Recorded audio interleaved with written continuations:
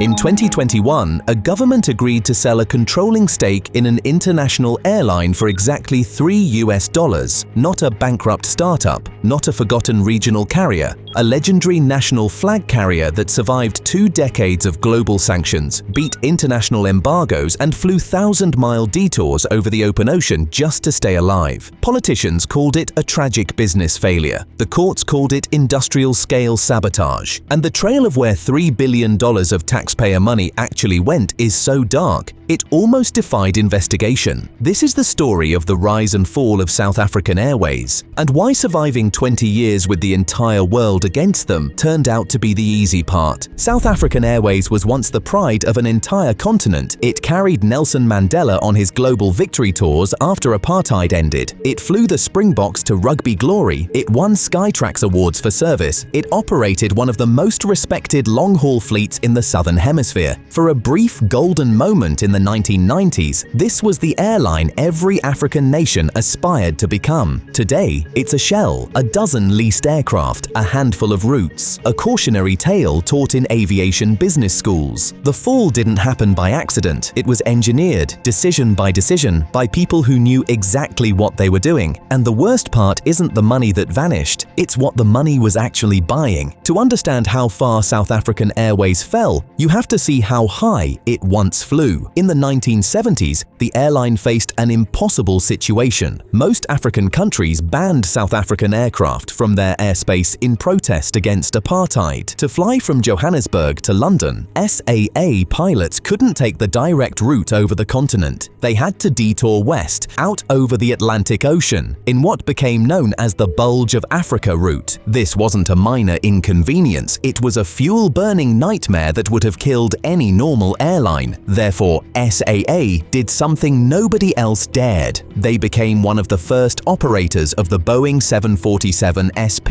a stubby ultra-long-range variant designed specifically to fly punishing distances without stopping. They built their own world-class maintenance facilities because international suppliers wouldn't sell to them. They trained their own engineers. They created an aviation ecosystem from scratch under embargo conditions. When apartheid ended in 1994, SAA inherited something extraordinary, a battle-tested operation with ultra-long-range capability already built in. African airspace reopened overnight. European routes welcomed them back. The airline went from sanctioned pariah to dominant continental carrier almost instantly. Profits flowed. Routes expanded. The flying Springbok logo became a symbol of the new Rainbow Nation. But the very thing that made SAA strong, its government backing, its political importance, its protected status, was about to become the weapon used to destroy it. Because once apartheid ended, the airline stopped being a survival operation. It became a prize, and everybody wanted a piece. The first crack didn't come from outside, it came from the boardroom. In 1998, an American executive named Coleman Andrews was brought in to modernize SAA and prepare it for privatization. On paper, he delivered profits. In reality, those profits came from selling off the airline's physical aircraft and leasing them back, a financial trick that flattered the books while hollowing out the balance sheet. Then came the currency hedging disaster. Subsequent leadership placed enormous bets on exchange rate movements. When the rand fluctuated against expectations, those bets cost the airline billions. Andrews himself departed in 2001 with a severance package of over 230 million rand, roughly $30 million at the time. The South African public was furious, but the damage went deeper than one payout. A culture had been established. SAA was no longer treated as an aviation business. It was treated as a financial playground. Over the next 15 years, the airline cycled through more than a dozen CEOs. Each new leader inherited a worse balance sheet than the last. Each one promised a turnaround plan. Each one left before the plan could fail publicly. The operational excellence built during the embargo years began to evaporate. Flite. Pilots watched experienced colleagues retire without replacement. Engineers saw maintenance budgets get cut. Routes that had been profitable for decades suddenly weren't, but nobody could explain why. The losses grew. By 2012,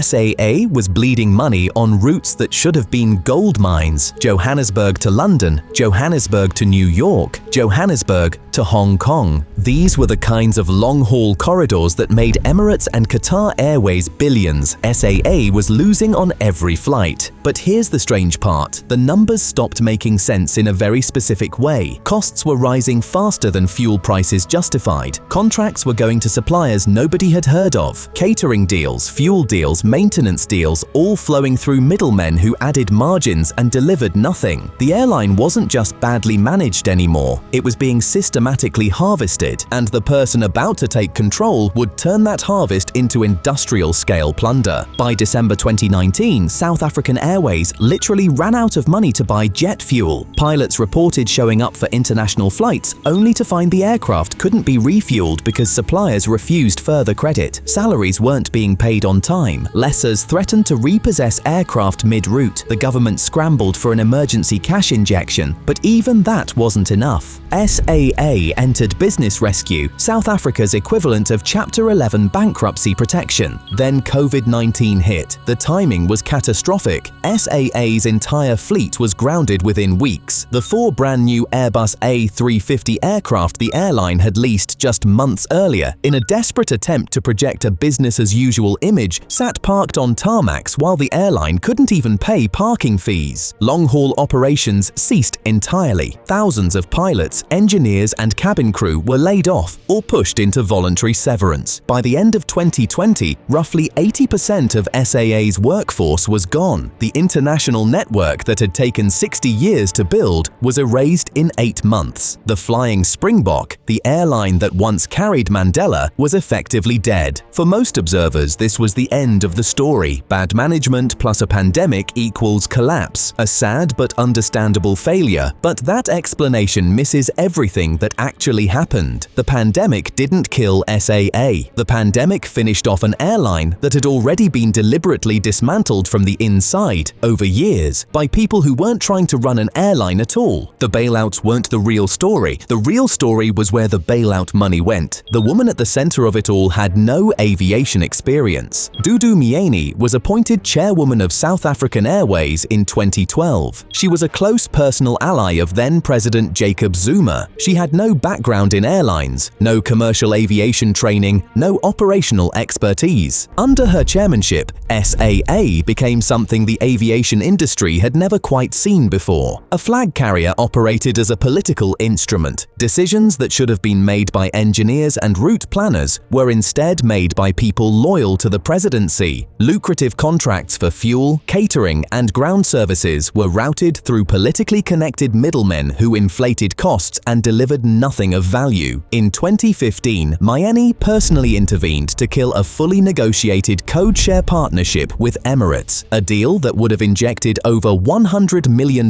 into the struggling airline. She cancelled it at the last minute, against the unanimous advice of SAA's own executives. Why? That's the question nobody in South Africa has fully answered. The official explanations never added up. The unofficial explanations point to deeper political networks, to the broader phenomenon South Africans now call state capture, the systematic looting of state-owned enterprises by a network of politically connected operators. Profitable routes were kept open for prestige rather than commerce. Unprofitable routes were maintained because someone wanted them maintained. Aircraft purchases were structured in ways that benefited intermediaries. Maintenance contracts went to companies with no maintenance experience. Every layer of the airline became a revenue stream for someone other than the airline itself. In 2020, the High Court of South Africa officially declared Dudu Myeni a delinquent director. The judgment found she had financially crippled SAA through her decisions. She was banned from serving as a director of any company for life, but by then, the damage was done. The High Court ruling answered who had broken the airline. It didn't recover a single rand. And this is where it all falls apart. The $50 billion billion rand in government bailouts SAA received over a decade wasn't keeping the airline alive, it was keeping the harvesting operation alive. Every cash injection was another opportunity for the network to extract value. The airline was the host, the political network was the parasite, and taxpayers were paying for the parasite's survival. Then, in March 2024, the government did something nobody expected. After 3 years of negotiations, the South African government abruptly cancelled the Takatso deal. This was the privatization arrangement that was supposed to save SAA. In 2021, the government had announced the sale of a 51% controlling stake in the airline to a private consortium called Takatso. The agreed price was symbolic, exactly 51 South African rand, about $3. The consortium promised to inject 3 billion rand in operational capital. For 3 years, the aviation world watched this deal stall in regulatory purgatory, debates over asset valuations, arguments over who would absorb SAA's historical debt, accusations of irregularities in the bidding process. Then suddenly, in March 2024, the deal was dead. SAA reverted to 100% state ownership. No private capital arrived, no restructuring happened. The airline was right back where it started, except with 80% fewer staff and a fraction of its former network. Today, SAA flies again, but barely. Around a dozen leased aircraft, a handful of regional routes, 2 wide-body jets serving a sliver of the former intercontinental network. It's operationally indistinguishable from a small low-cost regional carrier wearing the uniform of a former giant. Compare this to Ethiopian Airlines, also state-owned, also African, but Ethiopian maintained strict board independence from political interference. They focused on operational excellence and hub expansion at Addis Ababa. Today, Ethiopian is the largest, most profitable airline on the continent. They proved that state ownership wasn't the problem. Political capture was. The question South Africans still ask is whether anyone will ever face full criminal accountability for what happened. Maeni was declared delinquent. The Zondo Commission documented the state capture network in extraordinary detail. Names were named, contracts were traced, but the money never came back. And SAA, the airline that survived apartheid, sanctions, embargoes, and the bulge of Africa, is still flying on borrowed time, still owned by the state that broke it, still waiting for a rescue that may never come. The aircraft are gone, the routes are gone, the brand is a ghost, but the network that engineered the collapse, that part of the story isn't finished. Hey, before you go, check out another video here.